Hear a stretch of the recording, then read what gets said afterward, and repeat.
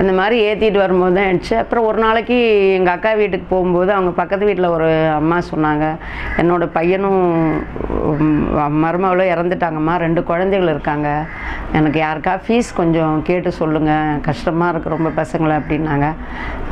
நான் கேட்டு சொல்கிறேன் நிறைய பேர்கிட்ட கேட்டுட்டு இருந்தேன். ஆனால் என்னோடய பையனுக்கு கூட நிறைய ஹெல்ப், என்னோடய காலேஜ் படிக்கும்போதே எனக்கு ஒருத்தர் ஹெல்ப் பண்ணி தான் படிக்க வச்சுருந்தாங்க. சரி, அந்த நம்பிக்கையில் நம்ம இவங்களுக்கும் கேட்கலாம் அப்படிங்கிற நம்பிக்கையில் சரின்னு சொல்லிட்டேன்.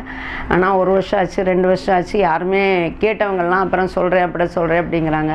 சரி, அவங்களே சொல்கிறத விட 2 குழந்தைகள் தானே, இன்னும் அவங்க கவர்மெண்ட் ஸ்கூலில் தான் படிக்கிறாங்க. சரி, புக்ஸு டியூஷன் சும்மா எக்ஸ்ட்ரா அவங்களுக்கு தானே, மிஞ்சி போனால் வருஷத்தில் ஒரு 10,000 ரூபா அந்த மாதிரி தானே, நம்மளே ஓட்டிக்கலாம், மாதத்தில் ஒரு 2 நாள் ஓட்டிக்கலாம் அப்படிங்கிறதுனால தான் அந்த மாதத்தில் ஒரு 2வது சனிக்கிழமை 4வது சனிக்கிழமையும் அவங்களுக்காக ஒதுக்கி ஒரு பாக்ஸ் வச்சு ஓட்டி எனக்குன்னு ஒரு அக்கௌண்ட்டில்